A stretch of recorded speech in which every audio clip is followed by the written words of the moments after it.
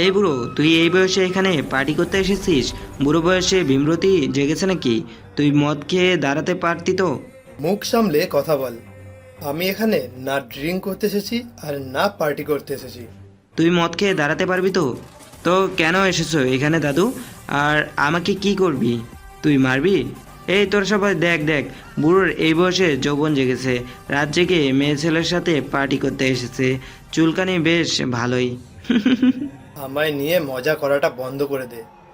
আমায় রাগাস না। ওমা, তাই নাকি? তোকে রাগালে কি হবে বুড়ো? জানিস আমরা কে? আমরা চাইলে এখনই তোর বুড়ো বয়সে যৌবন সাজার স্বাদ মিটিয়ে দিতে পারি। তোদের সব কটাকে আমার খুব ভালো করে চেনা আছে, আর তাই তো এখানেই এসেছি আমি। এই বুড়ো ছোট লোক একটা, এখান থেকে বেরিয়ে যা, চল। এই পার্টিটা তোদের মতো ছোট লোক বুড়োদের জন্য না। এখানে সব অল্প বয়সী বাচ্চা বাচ্চা ছেলে মেয়ে আছে চান্দু, যারা সবে যৌবনকালে প্রবেশ করেছে। তোর মতন বুড়োরা নয়, যারা আর কিছুদিন পরে টপকে যাবে। চল, বেরো এখান থেকে। আমি এখানে চলে যেতে আসিনি রে, আমি এখানে বড় কাজ করতে এসেছি। দেখ বুড়ো, তোমার মাথা গরম না হলে কি হবে সেটা আমি জানি না, কিন্তু আমার মাথা গরম হলে এখান থেকে জীবন নিয়ে ফিরতে পারবি না।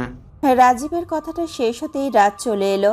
রাজীবকে বুড়ো লোকটার সাথে কথা বলতে দেখে রাজ বলে উঠল, কে রে এই ছোট লোকটা?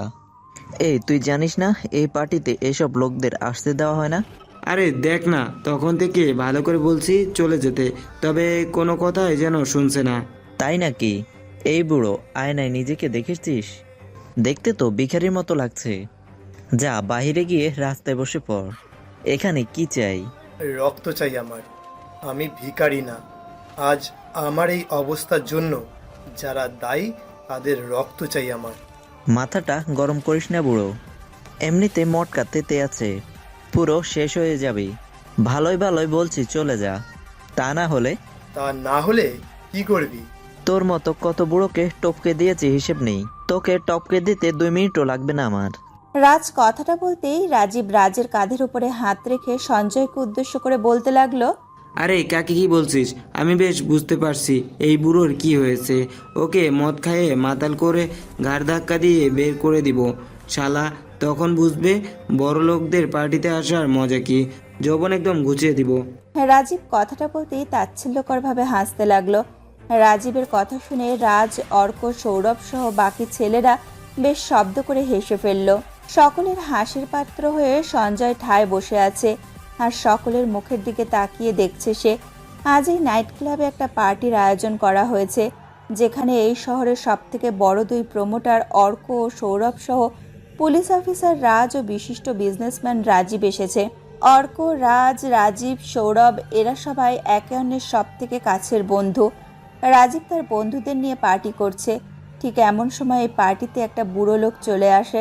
সাধারণত এমন সব পার্টিতে তরুণ ছেলে মেয়েরা ছাড়া অন্য কোনো সিনিয়র সিটিজেন আসে না, তবে আজ এই বুড়ো লোকটা পার্টিতে এসে সকলের দৃষ্টি তো কেড়েছেই, সেই সাথে হয়েছে সকলের হাসির পাত্র। রাজীব তাচ্ছিল্যকরভাবে হেসে চলেছে আর বুড়ো সঞ্জয় চুপ করে বসে আছে। রাজ হাসতে হাসতে সঞ্জয়কে উদ্দেশ্য করে বলল, এই বুড়ো, সত্যি তোর শরীরে যৌবন চলে এসেছে। এই সাজিদ, হাসি বন্ধ করে বুড়োকে ড্রিঙ্কস খাইতে দে, মজা করি এটার সাথে একটু। আমি এখানে মদ খেয়ে মজা করতে আসিনি, আমি এখানে খুন করতে এসেছি। ওদের সবকটার মৃত্যু আমার হাতেই লেখা আছে। সঞ্জয়ের কথাটা শুনে রাজীব সহ বাকি সবাই চমকে উঠল। এই বুড়ো, কী সব বলছো? পাগল হয়ে গেলে নাকি? এই বুড়ো লোকটা একা আমাদের সাথে পেরে উঠবে কেমন করে? এই বুড়ো লোকটা কি তবে পাগল হয়ে গেল? বুড়ো সঞ্জয়ের কথা শুনে সবাই থমকে যায় কিছু সময়। সকলের মুখের ওপরে যেন একটা চিন্তার ছাপ স্পষ্ট হলো। কিছু সময় সবাই নীরব থাকতেই রাজ থমথমে নীরব পরিবেশে দাঁত বের করে শব্দ করে খিলখিল করে হেসে উঠল। রাজের হাসির শব্দ পেতেই রাজীব সহ বাকি সবাই রাজের দিকে তাকালো। রাজ হাসতে হাসতে বলতে লাগলো, মানে সত্যি আমি বুঝতে পারছি না, রাস্তার একটা ভিখারি যাকে একটা ধমক দিলে কাঁপতে কাঁপতে এখানে মাটিতে মিশে যাবে, তার কথা শুনে তোমরা চিচি। এই রাজ, আমি না সত্যি এই বুড়োর কথা শুনে ভীষণ ভয় পেয়ে গেছি। এই বুড়ো, দেখ দেখ, আমার প্যান্ট ভিজে গেছে ভয়ে। দেখ রাজীব, এসব কথা ছাড়, আমি বলছি শোন। এই ছোট লোকটাকে ঘাড় ধাক্কা দিয়ে বের করে দে। আমার ওর কথাগুলো মোটেও ভালো ঠেকছে না। আরে সৌরভ, দেখি সত্যি সত্যি ভয় পেয়ে গেছে। একটা বুড়ো লোকের কথায় সৌরভ ভয় পেয়েছে। রাজীব আর রাজ সৌরভের কথাগুলো শুনে হাসতে লাগলো। সৌরভের মনের মধ্যে হঠাৎ করে এই অজানা কারণে ভীষণ অস্থির অস্থির করতে লাগলো। সৌরভ জানে না আচমকা তার এমন কেন লাগছে, সৌরভের মনে কি ডাকছে। এই বুড়ো লোকটা এমন হঠাৎ করে পার্টিতে এসে সকলের সামনে ঠের দিল, এমন তো এর আগে কখনো ঘটেনি। তবে কি এই বুড়োটা সে যাকে না না না, তা কি করে হতে পারে? সৌরভ কারোর কথায় কোনো পাত্তা দিল না। নিজের মতো করে পার্টিতে আসা ওই বুড়ো লোকটাকে দিয়ে ভাবতে লাগলো সে। রাজীব বেশ কিছু সময় হাসাহাসি করার পর আচমকা রাজীবের হাসি বন্ধ হয়ে গেল। রাজীব হাসি বন্ধ করে বুড়ো সঞ্জয়কে উদ্দেশ্য করে ভীষণ শক্ত গলায় বলতে লাগলো, তোকে এখানে রেখেছিলাম মজা করার জন্য। তুই একটা সামান্য ভিখারি হয়ে আমাদের অপমান করেছিস। নিজের ভালো চাইলে এখনই এখান থেকে বিদায় নে। আমি এখানে থাকার জন্য আসিনি, আমি যেটা বলেছি সেটা করেই যাব। দেখ আমার মোটকা, তোর কথায় এমনিতেই চটে আছে। আর রাগাস না, ভালো করে বলছি, চলে যা। না গেলে কি করবি তুই? আমি এখান থেকে এক চুলো নড়বো না, যা পারিস কর তুই। তবে রে বুড়ো, আজ তো তুই গেলি। রাজীব রাগে গজগজ করতে করতে নিজের কোমর থেকে পিস্তলটা বের করে সঞ্জয়ের মাথায় ঠেকালো।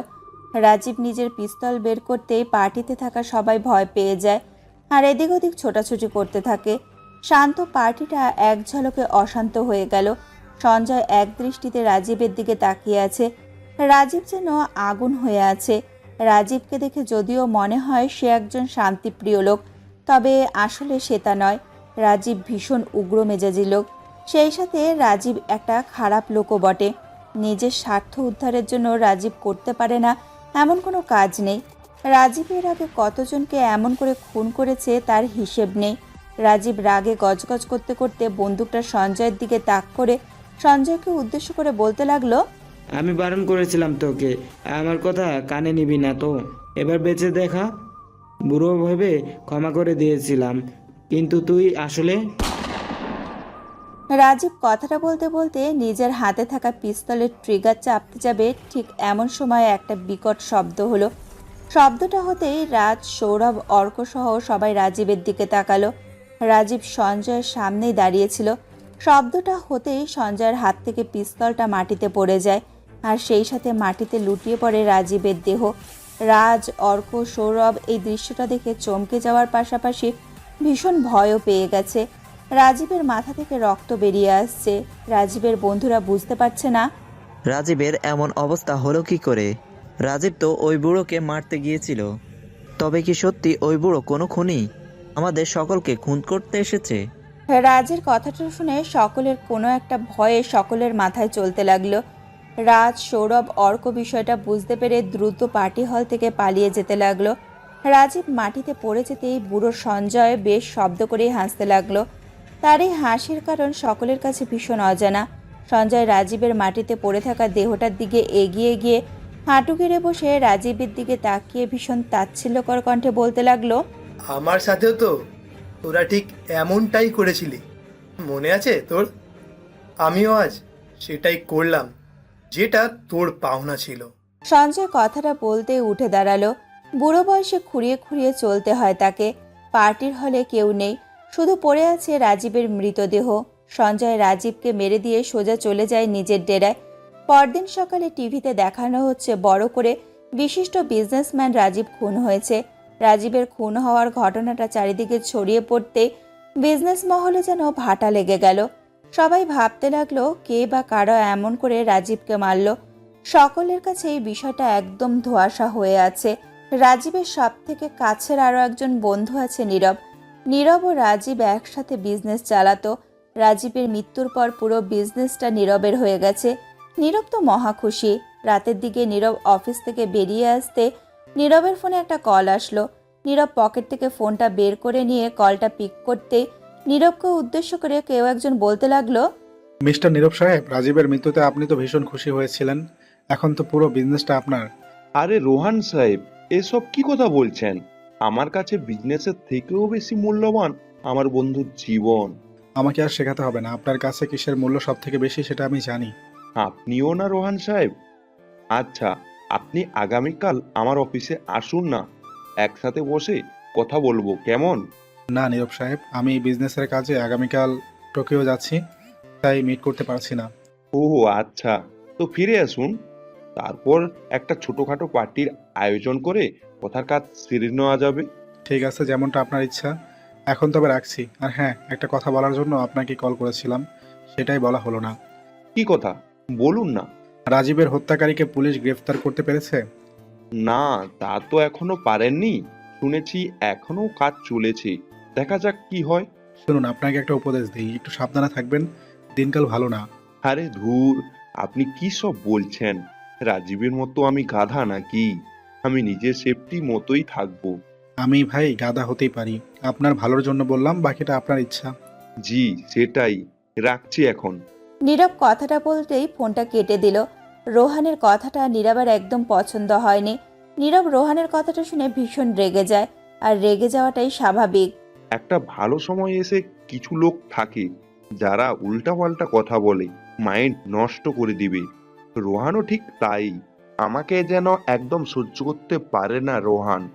এটা নতুন কথা নয়, তবে ভদ্রতার জন্য রোহানের সাথে একসাথে মিশে কাজ করতে হয়, তাই করি, না হলে তো কবেই।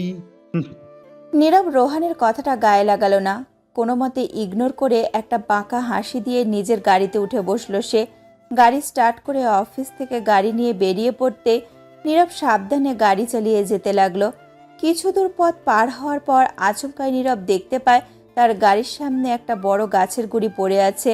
এমন একটা বড় রাস্তার মাঝে আচমকা একটা গাছের গুঁড়ি ফেলা আছে, বিষয়টা নীরবের ভীষণ অদ্ভুত লাগলো। নীরব এখন চাইলেও তার গাড়িকে ঘুরিয়ে নিতে পারবে না, কারণ রাস্তাটা একদম ছোট। নীরব পড়ে গেল ভীষণ বিপদে। নীরব ভালো করে আশেপাশে তাকাতেই দেখতে পায় একটা লোককে। নীরব দ্রুত গাড়িটা ব্রেক করে ভাবলো ওই লোকটাকে দিয়ে গাছের গুঁড়িটা সরিয়ে নিয়ে রাস্তা ক্লিয়ার করবে সে। নীরব যেমনটা ভাবলো ঠিক তাই করলো। গাড়ি থেকে নেমে রাস্তার পাশে দাঁড়িয়ে থাকা বৃদ্ধ লোকটাকে উদ্দেশ্য করে বলল, এই বুড়ো, এখানে দাঁড়িয়ে দেখছিস কি? রাস্তার মধ্যে গাছের গুঁড়ি পড়ে আছে, ওইটাকে ক্লিয়ার করে দে। সাহেব, আমি এই গুড়িটা একা কি করে সরাবো? আমার গায়ে কি আর সেই বল আছে? তোর গায়ে বল নেই তো এখানে দাঁড়িয়ে আছিস কেন? যা গিয়ে লোক ডেকে নিয়ে আয়, আমায় তাড়াতাড়ি এখান থেকে বেরোতে হবে। খুব তাড়া নাকি সাহেব? লেট করতে ইচ্ছে করছে না আপনার?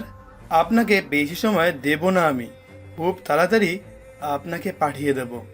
বৃদ্ধ লোকের কথাটা শুনে নীরব আঁতকে উঠল। এই কণ্ঠস্বরটা বেশ চেনা চেনা লাগছে নীরবের। কেন জানি মনে হচ্ছে নীরবের যে এই সেম ভয়েসের কোনো লোক তার কাছে অনেক কাছের কেউ ছিল, কিন্তু কে সে নীরবের মনে পড়ছে না। তাছাড়া এই বুড়ো লোকটাও নিজের মুখটা একটা চাদর দিয়ে ঢেকে রেখেছে, যার কারণে এই বুড়োকে কোনোভাবেই চেনা যাচ্ছে না। নীরব খানিকটা ভয় পেয়ে গিয়ে বুড়ো লোকটাকে উদ্দেশ্য করে খানিকটা কাঁপা কাঁপা গলায় ঝাড়ি দিয়ে বলল, এই কে তুই? আমার সাথে এমন করে কথা বলছিস কেন? জানিস আমি কে? চুপচাপ আমার কথার উত্তর দে, তোর পরিচয় কি? কেন সাহেব, ভয় পেয়ে গেলেন নাকি? ভয়ের কিছু নেই। আমার আসল পরিচয়টা জানতে হলে আপনাকে উপরে যেতে হবে, তা না হলে জানতে পারবেন না তো। এই তুই নিজেকে দেখছিস? এই বুড়ো শরীর নিয়ে আমায় এসেছিস হুমকি দিতে? তোর মতো কতজনকে উপরে পাঠিয়ে দিয়েছি তার হিসেব নেই, আর তুই সেই লোককে উপরে পাঠানোর ভয় দেখাচ্ছিস? আমায় ভয় দেখিয়ে লাভ নেই সাহেব, আমি যা বলি সেটা সত্যি বলি। আর আপনাকে দেখে মনে হচ্ছে আপনার অতীতে কিছু কথা আপনার মনে পড়তে শুরু করেছে। পাপকে মনে করা ভালো। এই কিসের পাপ? আমি কোনো পাপ করিনি। তুই আসলে কে বলতো? আমায় সত্যি করে বল, তা না হলে এক্ষুনি আমি তোকে গুলি করে দেবো। চুপ, একদম চুপ করে যা। অনেক বলে ফেলেছিস। যে লোকটাকে অনেক আগেই মেরে ফেলেছিস, তাকে আবারও মারতে এসেছিস। এই দুনিয়ার কাছে আমি মৃত, আর মৃতকে মারা যায় না কখনো। কথাটা বলতেই সঞ্জয় নিজের মুখের থেকে চাদরটা সরিয়ে ফেলল। সঞ্জয়ের মুখটা দেখে নীরব আঁতকে উঠল। এসব কি দেখছে সে? তবে কি এই সেই লোক যে রাজীবকে মেরেছে, আর আজ আমার পালা? না, আমি মরতে চাই না, আমাকে যেভাবেই হোক এখান থেকে পালাতে হবে। নীরব সঞ্জয়কে দেখে দ্রুত পেছন ফিরে দৌড়ে পালিয়ে যাওয়ার চেষ্টা করলো। নিজের জীবনের মায়া পথে থাকা কুকুরেরও আছে, আর সেখানে তো নীরব একটা জীবন্ত মানুষ, নিজেকে বাঁচানোর শেষ চেষ্টাটুকু হলেও সে করবে। নীরব দৌড়ে ছুটে পালিয়ে যেতে লাগলো। সঞ্জয় নীরবের এমন পালিয়ে যাওয়া দেখে বেশ শব্দ করে হাসতে লাগলো, ঠিক যেমনটা একটা সময় সবাই তার উপরে হেসেছে। সঞ্জয়ের হাসিটা শেষ হবার আগেই কেউ একজন সঞ্জয়ের পেছন থেকে এগিয়ে এসে একটা গুলি করলো নীরবের দিকে গান তাক করে। নীরব চলন্ত অবস্থায় মাটিতে লুটিয়ে পড়ল। নীরব মাটিতে লুটিয়ে পড়তেই সঞ্জয় হাসতে হাসতে নিজের ডেরার দিকে চলে যেতে লাগলো। সকাল হতেই সব টিভিতে একটাই খবর চলছে, দেশের বিশিষ্ট বিজনেসম্যানরা এক এক করে মরছে। মানুষ ভাবছে, এতদিন তো গরিব মরেছে, এখন বড় লোকেরা মরছে কেন? তবে কি ধনীদের পাপের ঘোড়া পূর্ণ হয়েছে? কে এই হত্যাকারী? হ্যাঁ, কে মেরেছে বলো তো সমস্ত ধনী ব্যক্তিদের? এতদিন তো আমাদের মতন অসহায় গরিবরা মরছে। সকলের মনেই একই প্রশ্ন, কিন্তু যার উত্তর সকলেরই অজানা। রাত 10টার দিকে দীপিকা নিজের কাজ শেষ করে বাড়ি ফেরার জন্য রাস্তার পাশে দাঁড়িয়ে একটা গাড়ির জন্য অপেক্ষা করছে। আশেপাশে গাড়ি তো দূর, একটা মানুষকেও দেখা পাচ্ছে না। দীপিকা আরও কিছু সময় অপেক্ষা করতে আচমকা দীপিকা দেখতে পায় 4জন লোক দীপিকার দিকে এগিয়ে আসছে। মনে হচ্ছে তারা দীপিকার কাছেই আসছে। দীপিকা এই লোকগুলোকে জানে না, তাই শান্ত হয়ে দাঁড়িয়ে আছে সে। লোকগুলো দীপিকার কাছে এসে একজন দীপিকাকে উদ্দেশ্য করে বেশ বাজে ভাষায় বলতে লাগলো, এই সুন্দরী, রেট কত তোর? আয়, আমাদের সাথে অনেক টাকা দিব। লোকটার কথা শুনে দীপিকা নিজের চোখ অন্যদিকে ঘুরিয়ে নেয়। দীপিকাকে মুখ ফিরিয়ে নিতে দেখে লোকটা আবারও বলতে লাগলো, কি হলো সুন্দরী, চুপসে গেলি কেন? তোকে বললাম তো, আয় আমার কাছে, অনেক টাকা দিব, আমাদের রানী হয়ে যা। দেখুন, আমাকে বিরক্ত করবেন না, আমার এইসব একদম পছন্দ নয়। আপনারা এখান থেকে চলে যান। বিরক্ত কি রে? আর আমরা চলে যাব কেন? আমরা তো তোকে রানী করে রাখতে চাই, তাই তো তোকে বোঝাচ্ছি। আপনারা এমন করলে কিন্তু আমি সত্যি এবার চিৎকার করব। এই এই, সুন্দরী কি বলছে রে? বলছে চিৎকার করবে নাকি সুন্দরী? এই ফাঁকা রাস্তার মাঝে তোমার চিৎকার শোনার জন্য কেউ আসবে না শোনা। আসো আমাদের কাছে আসো। লোকগুলো কথাটা বলতে বলতে দীপিকার কাছে এসে দীপিকার হাত ধরে টানতে লাগলো। দীপিকা বারবার লোকগুলোকে বারণ করছে, তবে লোকগুলো দীপিকার কোনো কথা শুনছে না। প্লিজ হেল্প মি, কেউ আছো, বাঁচাও আমায়। এমনিতেই রাস্তাটা সত্যি ফাঁকা, কেউ নেই আশেপাশে। এই নির্জন রাস্তার মধ্যে একা একটা মেয়ে, কি করে নিজেকে সেভ করবে দীপিকা? কিছুই মাথায় আসছে না তার। দীপিকা লোকগুলোর হাত থেকে নিজেকে রক্ষা করার জন্য নিজের হাত পা এইদিক ওইদিক ছোড়াছুড়ি করছে, কিন্তু তাতে খুব একটা লাভ হচ্ছে না। লোকগুলো দীপিকার হাত ভীষণ শক্ত করে চেপে ধরে আছে। দীপিকাকে জোর করে লোকগুলো রাস্তার পাশে একটা ফাঁকা ভাঙা বাড়ির দিকে নিয়ে যেতে লাগলো। দীপিকা সাহায্যের জন্য চিৎকার করছে গলা ছেড়ে, কিন্তু আজ দীপিকার এই চিৎকারের শব্দ শুনে কেউ মনে হচ্ছে না আসবে। দীপিকা কান্না করছে, আর কি করবে সে? এমন একটা পরিস্থিতিতে পড়েছে যে কারোর থেকে একটু হেল্পও পাচ্ছে না দীপিকা। কেউ আছো, বাঁচাও আমায়, এই শয়তান লোকগুলো আমায় তুলে নিয়ে যাচ্ছে। হেই, ছাড় আমায়, ছাড় প্লিজ, কেউ আমায় হেল্প করো প্লিজ। গলা ছেড়ে চিৎকার করা সত্ত্বেও লোকগুলো দীপিকাকে জোর করে টেনে হিঁচড়ে নিয়ে যায় একটা ভাঙা বাড়ির ভিতরে। ভাঙা বাড়ির ভিতরে নিয়ে যেতে লোকগুলো দীপিকাকে একটা টেবিলের দিকে ধাক্কা মেরে ফেলে দিল। দীপিকা ধাক্কা খেয়ে তাল সামলাতে না পেরে পড়ে যায় টেবিলের ওপরে। লোকগুলো দীপিকার দিকে লোভনীয় দৃষ্টিতে তাকিয়ে বেশ শব্দ করে রাক্ষসের মতো হাসছে। মনে হচ্ছে আজ এই মানুষরূপী রাক্ষসগুলো দীপিকাকে কুড়ে কুড়ে খাবে। দীপিকা কান্না করে চিৎকার করছে। নিজের সম্মান বাঁচানোর শেষ চেষ্টাটুকু সে করে যাচ্ছে, কিন্তু আশার কোনো আলো সে দেখছে না। এই লোকগুলোর থেকে বাঁচার আর কোনো রাস্তা নেই। প্লিজ তোমরা আমায় ছেড়ে দাও, আমায় কিছু করো না, তোমরা আমায় যেতে দাও, তোমরা ছেড়ে দাও আমায়। গুন্ডাগুলো দীপিকাকে টেবিলের ওপর ফেলে দিয়ে একটা লোক দীপিকার দিকে এগিয়ে আসতে নিল। দীপিকা নিজের চোখ বন্ধ করে দিয়ে কেঁদে চলেছে। যে লোকটা আর দীপিকার দিকে এগিয়ে আসছিল সেই লোকটা আচমকা দুম করে মাটিতে লুটিয়ে পড়ল। লোকটা মাটিতে লুটিয়ে পড়তেই দীপিকা নিজের চোখ জোড়া মেলে তাকালো। এসব কি দেখছে সে? নিজের চোখকে যেন বিশ্বাস করাতে পারছে না দীপিকা। দূরে দাঁড়িয়ে থাকা লোকগুলো এদিক ওদিক তাকিয়ে খানিকটা ভয়ার্ত কণ্ঠে বলতে লাগলো, এই কে তুই? আমাদের সাথে পাঙ্গা নিচ্ছিস কেন? কি ক্ষতি করেছি আমি তোর? লোকগুলোর কথার কোনো জবাব পাওয়া গেল না। লোকগুলো আবারও বলতে লাগলো, কি আছিস এখানে? আমাদের সামনে এসে মার না, পেছন থেকে কেন মারিস? সাহস থাকলে সামনে আয়। লোকগুলোর কথা শেষ হতেই একটা বৃদ্ধ লোক সামনে চলে এলো। দীপিকা এই বৃদ্ধ লোককে এর আগে কখনো দেখেনি, আজকে প্রথম দেখেছে সে। দীপিকা বুড়ো লোকটার দিকে এক দৃষ্টিতে তাকিয়ে আছে। এই লোকটা এমনিতেই বুড়ো, বুড়ো হয়ে এই লোকগুলোর সাথে লড়াই কেমন করে করবে কিছুই যেন বুঝতে পারছে না সে। দীপিকা বুড়ো লোকটার দিকে কৌতূহলী হয়ে তাকিয়ে আছে। বুড়ো লোকটা একে একে সব কটা লোকের সাথে ফাইট করতে লাগলো। এতে শুধু ফাইট না, মারাত্মকভাবে এই বুড়ো লোকটা লোকগুলোকে ধরে মারছে। একটা বুড়োর সাথে এই 4জন লোক কোনোভাবেই পেরে উঠছে না। মনে হচ্ছে যেন কোনো জিম করা তরুণ যুবক এসে লোকগুলোর সাথে ফাইট করছে। দীপিকা নিশ্চুপ হয়ে দেখতে লাগলো সবটা। বুড়ো লোকটার হাতে থেকে যেন আজ কেউ বাঁচতে পারবে না। বুড়োর মার খেয়ে লোকগুলো ভেজা বেড়ালের মতো পালিয়ে যায়। লোকগুলো পালিয়ে যেতেই দীপিকা বসা থেকে উঠে বুড়ো লোকটার দিকে এগিয়ে এসে বলতে লাগলো, আপনাকে কি বলেছে ধন্যবাদ দিব আমার জানা নেই। আর যদি আপনি না থাকতেন তবে যে আমার কি হতো। দীপিকার কথার কোনো উত্তর লোকটি দিল না। লোকটি নিশ্চুপ হয়ে মাথা নিচু করে দাঁড়িয়ে আছে। বুড়ো লোকটা জবাব না পেয়ে দীপিকা কৌতূহলী কণ্ঠে লোকটিকে আবারও বলতে লাগলো, আচ্ছা, আপনি কে বলুন তো? আমায় এমন বিপদ থেকে কেন বাঁচাতে এলেন? আপনি কি আমায় জানেন? কি হলো, কথা বলছেন না কেন? আপনি কি কথা বলতে পারেন না? দীপিকার কোনো কথার উত্তর এই বুড়ো লোকটা দিল না। মাথা নিচু করেই থাকলো সে। দীপিকা আরও কিছু বলতে যাবে, ঠিক এমন সময় বুড়ো লোকটা কোনো কথা না বলে হনহন করে হেঁটে চলে যেতে নিল। লোকটির আচরণে দীপিকা ভীষণ অবাক হয়ে যায়। এমন করে কেউ কথা না বলে কি করে থাকতে পারে? তাছাড়া বোবা হলেও তো সেটা আকার ইঙ্গিতে বোঝানো যেত। এই বুড়ো লোকটার এই সময় এখানে আসা আর দীপিকাকে বাঁচানো, এমনকি এই বয়সে এতগুলো লোকের সাথে লড়াই করা, সব কিছু মিলে দীপিকার কাছে ভীষণ অদ্ভুত লাগছে। দীপিকা কিছুতেই নিজের মনকে বোঝাতে পারছে না যেন একটা লোক এতটা রহস্যময় কেমন করে হয়। হ্যালো বন্ধুরা, গল্পের মাঝে একটা ছোট্ট প্রশ্ন তোমাদের জন্য রেখে যাচ্ছি। ধরো তোমাদের প্রেমিক অথবা প্রেমিকা বা যাদের এখনো হয়নি, যদি মনের মতো মানুষকে কাছে পেয়ে যাও, তাহলে তাকে প্রপোজ করার জন্য কি বলবে সেটা অবশ্যই কিন্তু কমেন্টস বক্সে লিখে জানাও। তো চলো আবার গল্পে ফিরে যাচ্ছি, ততক্ষণে কমেন্টস বক্সে কিন্তু জানাতে ভুলো না।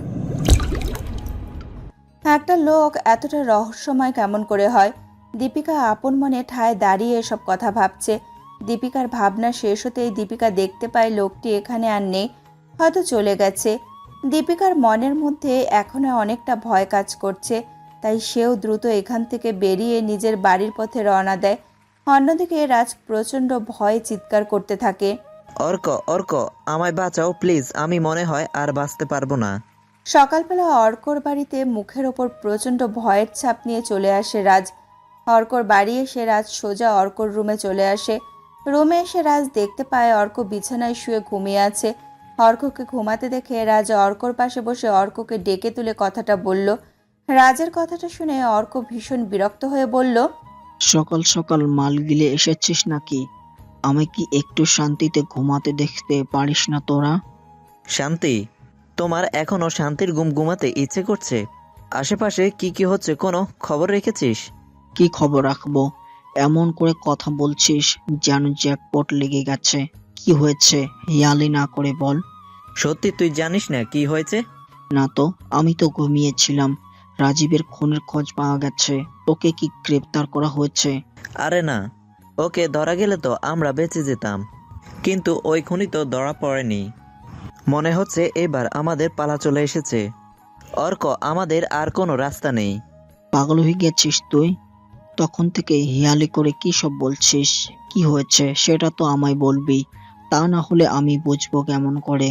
আর এত ভয় পেয়ে আছিস কেন তুই? আমায় সবটা খুলে বল। বলি অর্ক, আমার কথা শুনে আমার এই ভয়টা তোর মনে হয় আসবে। তোর রাজীবের কথা মনে আছে? ওর একটা শেয়ার পার্টনার ছিল নীরব। কোন নীরব? ওই যে আমাদের সাথে ছিল একটা ছেলে, ওই ছেলেটা নাকি? হ্যাঁ, ওই ছেলেটা। গতকাল রাতে অফিস থেকে বাড়ি ফেরার পথে কেউ একজন নীরবকে খুব জঘন্যভাবে খুন করেছে। বলিস কি? কেমন করে খুন হলো ও? কে মেরেছে? পুলিশ কি হত্যার কারণ বা কে মেরেছে এসব জানতে পেরেছে? কিছুই জানা যায়নি। তুই এখনো আমার কথার মানে বুঝতে পারছিস না? এটা কোনো সাধারণ খুন না। আমার বিশ্বাস ওই বুড়োটা।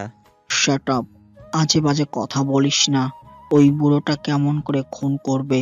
আর রাজীবের খুন ওই বুড়োটা করেনি, অন্য কেউ গুলি চালিয়েছে। অন্য কেউ? তোর এখনো বিশ্বাস হচ্ছে না? এটা অন্য কারো কাজ না, বরং ওই বুড়োটার কাজ। না, হচ্ছে না বিশ্বাস। আর শোন, তুই এইসব কথা বলে আমায় ভয় দেখানোটা বন্ধ করে দে। আমি জানি তুই আমায় ভয় পাওয়ানোর জন্য এসব বলছিস। অর্ক, অর্ক, বোঝার চেষ্টা কর তুই। আমি তোকে কেন ভয় পাবো, যেখানে আমি নিজেই ভয়ের মধ্যে আছি। একজন একজন করে এই শহরে শুধুমাত্র আমাদের বন্ধুরাই খুন হচ্ছে। এটা কোনো সাধারণ বিষয় না। আমি তোকে বলছি, এটা শুধুমাত্র একটা অপ্রত্যাশিত দুর্ঘটনা। এটা নিয়ে ভয় পাবার মতো কিছু নেই। নিজেকে শান্ত কর। দুর্ঘটনা? এতদিন হতে পারলো না। আচমকা আমাদের সাথে এসব হচ্ছে, আর তুই এটাকে দুর্ঘটনা বলছিস? তো কি বলবো? এটাকে নিয়ে অযথা ভয় পেয়ে মরতে চাই না আমি। তুমি ভয় করছিস? তুই এক কাজ কর, অন্য কোনো দেশে চলে যা। তাই যাব আমি। যখন এই ঘটনাগুলো তোর সাথে ঘটবে তখন বুঝতে পারবি তুই। আমি আগামীকাল সকালে ফ্লাইটে ইন্ডিয়া ছাড়ছি। ঠিক আছে, কোথাও কিছু লাগলে আমায় জানাবি, ওকে? আর শোন, ভয় পাস না। আমি এখনো বলছি, এসব একটা দুর্ঘটনা ছাড়া আর কিছু না। অর্ক কোনোভাবেই বুঝতে চাইছে না রাজের কথা। রাজকে বারবার এই খুনকে দুর্ঘটনা বলে চালিয়ে দিচ্ছে অর্ক। তবে রাজের মনে অর্কের কথার থেকে নিজের মনের কথাটা বেশি গুরুত্বপূর্ণ। রাজ জানে এসব কোনো দুর্ঘটনার অংশ নয়, বরং এটা একটা প্ল্যান করা খুন। আর এর পরের খুনটা তাদের মধ্যেই কেউ হবে। রাজ অর্কর বাড়িতে কিছু সময় থেকে চলে যায় নিজের বাড়িতে।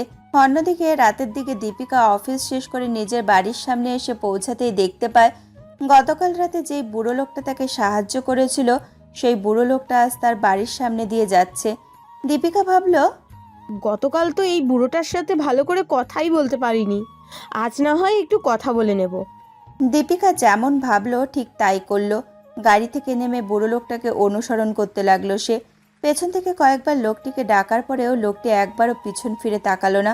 দীপিকারও কম কিসের, বুড়ো লোকটাকে ফলো করতে করতে অনেকটা দূর চলে আসে দীপিকা। বুড়ো লোকটা চলতে চলতে একটা বাড়ির সামনে এসে দুম করে দাঁড়িয়ে পড়ল। দীপিকা বুড়ো লোকটাকে দাঁড়িয়ে পড়তে দেখে খানিকটা দৌড়ে এগিয়ে যেতে নিল লোকটার দিকে, কিন্তু দীপিকা দৌড়ে এগিয়ে এসেও কোনো লাভ হলো না। বুড়ো লোকটা আচমকাই দ্রুত গতিতে ওই বাড়িতে ঢুকে পড়ল। বুড়ো লোকটা বাড়িতে ঢুকে পড়তেই দীপিকা এসে সেই বাড়ির গেটের সামনে দাঁড়িয়ে আপন মনে বলে উঠল, ধুর, একটুর জন্য মিস করলাম। এই লোকটা এমন অদ্ভুত কেন কে জানে।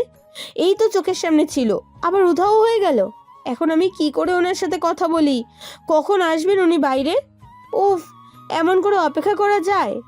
আজ তো আমি ওনার সাথে কথা বলেই যাব। আমি বরং এখানেই অপেক্ষা করি। দীপিকা নিজের কথা মতো ঠায় দাঁড়িয়ে অপেক্ষা করতে লাগলো। সময় এদিকে তার আপন গতিতে এগিয়ে যাচ্ছে, কিন্তু ওই বুড়ো লোকটার আসার কোনো নাম নেই। ওইদিকে দীপিকাও অপেক্ষা করতে করতে ভীষণ বিরক্ত হয়ে যাচ্ছে। বাড়িটার দিকে বারবার করে তাকাচ্ছে সে, কিন্তু ভিতর থেকে কোনো শব্দ বা কিছুই শোনা যাচ্ছে না। দীপিকা আরও কিছু সময় অপেক্ষা করার সিদ্ধান্ত নিল। একা একটা মেয়ে আর কত সময় এমন করে দাঁড়িয়ে অপেক্ষা করবে। কিছু সময় যেতেই আচমকা দীপিকার কানে চিৎকারের শব্দ ভেসে আসে। দীপিকা বুঝতে পারল না এমন করে কোনো লোকের চিৎকার শব্দ আসছে। কিছু লোক চিৎকার করে, খুন হয়েছে, খুন খুন। দীপিকা এসব শব্দ শুনে ভীষণ চমকে যায়। দীপিকা ওই বাড়ির দিকে এগিয়ে যেতে আচমকা দীপিকার সামনে চলে আসে ওই বুড়ো লোকটা। বুড়ো লোকটার দিকে দীপিকা কৌতূহলী দৃষ্টিতে তাকাতেই দেখতে পেল সে বুড়ো লোকটা ভীষণ ভয় পেয়ে আছে। এতটা ভয় পেয়ে আছে যে তাকে দেখে দীপিকাও ভয় পেয়ে যায়। বুড়ো লোকটা দীপিকার দিকে একটিবারের জন্য না তাকিয়ে হনহন করে পালিয়ে গেল। এমনভাবে সে পালিয়ে যাচ্ছে মনে হচ্ছে যেন এই বুড়ো লোকটা একটা চোর। দীপিকা নিজের কৌতূহল মেটানোর জন্য ওই লোকটার পেছন পেছন দৌড় লাগালো। এই বুড়ো লোককে ফলো করে আজ সব সত্যি জানতেই হবে তাকে। দীপিকা বুড়ো লোকটাকে ফলো করতে করতে চলে যায় লোকটি। বুড়ো লোকটি ডেরায় আসতেই দীপিকা বুড়ো লোকটাকে উদ্দেশ্য করে পেছন থেকে বলে উঠল, এই, আপনি এমন করে পালিয়ে আসছেন কেন? আমি এত করে ডাকলাম, আমার কথা কি শুনতে পাননি আপনি? এই, আপনি কে? আর আমাদের এখানে এসেছেন কেন? বস, মেয়েটাকে এখান থেকে তাড়িয়ে দেই। কেশব হলো এই বুড়ো সঞ্জয়ের ডান হাত। সঞ্জয়ের কথা মতো সব কাজ করে এই লোকটা। সঞ্জয় কেশবের কথার কোনো উত্তর দিল না। সঞ্জয়ের পেছনে দাঁড়িয়ে আছে দীপিকা। দীপিকা কেশবের কথাটা শুনে খানিকটা রেগে যায়। কেশবকে উদ্দেশ্য করে দীপিকা বলতে লাগলো, আমায় এখান থেকে তাড়িয়ে দেবেন মানে? ও হ্যালো, আমি এখানে আপনার সাথে কথা বলতে আসিনি। এই লোকটা আমায় সাহায্য করেছে বলেই আমি এখানে এসেছি। দেখুন, আপনি যেই হন না কেন, এখান থেকে এখন আপনি যান। আমাদের ডেরায় বাইরের কেউ আসতে পারবে না, নিয়ম নেই আসার। আপনি আপনার মতন কথা বলে চলেছেন দেখছি। আমি বললাম তো আমি এখানে আপনার সাথে না, ওনার সাথে কথা বলতে এসেছি। বস কারোর সাথে কথা বলে না, আপনি আসতে পারেন। উনি কথা বলে কি না বলে সেটা আমি বুঝে নেব। আমি ওনার সাথে কথা বলেই যাব। সরে দাঁড়ান আমার সামনে থেকে। আমি সরতে পারবো না, আপনাকে বারণ করেছি মানে আপনি ভিতরে যেতে পারবেন না। আপনি বারণ করবেন আর আমি সেটা শুনবো? ভাবলেন কেমন করে? আপসে সরে না দাঁড়ালে আমি জোর করে এখান থেকে আপনাকে সরিয়ে দেবো। দীপিকা কথাটা বলতেই কেশবকে একটি ধাক্কা দিয়ে সরিয়ে দিল। কেশব ধাক্কার তালে সামলাতে না পেরে খানিকটা ছিটকে যায়। কেশব সরে যেতেই দীপিকা দ্রুত গতিতে সঞ্জয়ের দিকে এগিয়ে যায়। দীপিকা সঞ্জয়ের কাছে আসতেই সঞ্জয় নিজের মুখটা দীপিকার থেকে আড়াল করে নিতে চেষ্টা করলো। সঞ্জয় কোনো কিছু তো দীপিকার থেকে আড়াল করছে, কিন্তু কি আড়াল করছে সেটাই দীপিকা বুঝতে পারছে না। তাছাড়া সঞ্জয় একটা খুন হয়েছে এমন জায়গা থেকে পালিয়ে এসেছে। কী জন্য সঞ্জয় এমন পালিয়ে এসেছে সেটাও জানতে হবে তাকে। দীপিকা সঞ্জয়কে উদ্দেশ্য করে বলতে লাগলো, কি হলো বলুন তো? আপনি বারবার আমার থেকে নিজেকে আড়াল করছেন কেন? কি সমস্যা বলুন আমায়। কি হলো, কথা বলছেন না কেন? আমি আপনাকে কিছু প্রশ্ন করেছি, আমার প্রশ্নের উত্তর দিন। আমি আজ আমার প্রশ্নের উত্তর না নিয়ে কোথাও যাব না। দেখুন, আপনি আমায় প্লিজ জোর করবেন না। আমি আপনাকে সাহায্য করেছি তো কি হয়েছে? আপনি আমার পিছু কেন করছেন? সঞ্জয়ের কথাটা শুনে দীপিকা ভীষণ চমকে যায়। নিজের কানকে বিশ্বাস করতে পারছে না দীপিকা। এই কণ্ঠস্বরটা কেন যেন দীপিকার ভীষণ পরিচিত লাগছে। দীপিকার এই কণ্ঠস্বরের সাথে বেশ পরিচিতি লাগছে। নিজের প্রিয় কোনো লোকের কণ্ঠস্বর আর এই কণ্ঠস্বরের মাঝে আছে ভীষণ মিল। দীপিকা সঞ্জয়ের দিকে কৌতূহলী হয়ে তাকিয়ে বলল, আপনি কে? সত্যি করে বলুন তো আপনি কে? আমি আপনার এই কণ্ঠস্বরটার সাথে বেশ পরিচিত মনে হচ্ছে। সত্যি কি আমি যেটা ভাবছি সেটা ঠিক? এসব কি কথা বলছেন? আমি একটা বৃদ্ধ লোক। আমার সাথে আপনার আগে কখনো দেখা হয়নি, তবে হতে পারে হয়তো কখনো দেখা, তাই মনে হচ্ছে। আপনি আমায় মিথ্যা কেন বলেছেন? কেন আমাকে মিথ্যা বোঝাচ্ছেন? আমি সত্যিটা জানতে চাই প্লিজ। আমি আপনাকে মিথ্যে কেন বলবো? আমি সত্যি বলছি, আমি আপনাকে জানি না। তাই? সত্যি আপনি আমায় জানেন না? তবে কেন আপনাকে আমার ভীষণ পরিচিত লাগছে। বারবার মনে হচ্ছে আপনি আমার ভীষণ আপন কেউ। সেটা আমি কি করে বলবো? আমি সত্যি জানি না কিছু। আমাকে আর বিরক্ত করবেন না, আপনি এখন আসতে পারেন। আমি এখানে আরও একটা কারণে এসেছি। আমি আরও একটা সত্যি জানতে চাই। আমি আর কিছুই বলতে চাইছি না। আপনি বুঝতে পারছেন না আমি বিরক্ত? আপনার বিরক্ত দেখার মতন আমার সময় নেই। আমার উত্তর চাই ব্যাস। আর আপনি আমার প্রশ্নের উত্তর দিতে বাধ্য। কিসের প্রশ্ন? কি জানতে চান? আমার সাথে কথা বলছেন এতটা সময় ধরে, তবে আমি একটা জিনিস লক্ষ্য করেছি, আপনি নিজের হাতটা চাদরের নিচেই রেখেছেন। ওই হাতে কি আছে? আমার হাতে কি আছে সেটা আপনার জানার প্রয়োজন নেই। আচ্ছা ঠিক আছে, আমায় এটা বলুন, ওই বাড়িতে আপনি কি করছিলেন? আর ওখানে খুন হতেই আপনি চোরের মতন পালিয়ে এলেন কেন? আমি কোথাও থেকে পালিয়ে আসিনি, আমি এমন করেই চলাফেরা করি। তাছাড়াও ও বাড়িতে কি হয়েছে সেটা আমি কি করে বলবো? আমি তো ওই বাড়ির মধ্যে যাইনি। আপনি যদি ওই বাড়ির মধ্যে না গিয়ে থাকেন তবে আমি এতটা সময় ধরে অপেক্ষা করছিলাম কেন? এতটা সময় তো এমনি এমনি লাগে না। আপনি নিজের লিমিট ক্রস করছেন। আপনি গোয়েন্দার মতো আমাকে প্রশ্ন করছেন। এটা কি আপনাকে বাঁচানোর উপহার? আপনি কথা কেন ঘোরাচ্ছেন? আমি সোজা সোজা উত্তর চাইছি, আপনি আমার সোজা কথার বাঁকা উত্তর দিচ্ছেন। আমি সঠিক উত্তর দিচ্ছি, এখন আপনি আসতে পারেন। সঞ্জয়ের প্রতিটা কথা দীপিকার মনের মধ্যে অনেকগুলো প্রশ্নের সূচনা করছে। এই সঞ্জয় যে তার কাছ থেকে অনেক কিছু আড়াল করেছে সেটা আর বলার অপেক্ষা রাখে না। কিন্তু কি সেই সত্যি যেটা সঞ্জয় দীপিকার থেকে আড়াল করেছে? তাছাড়া এই সঞ্জয়ের কণ্ঠস্বরটা দীপিকার ভীষণ পরিচিত মনে হচ্ছে। এমনটা তো এর আগে কখনো তার সাথে হয়নি।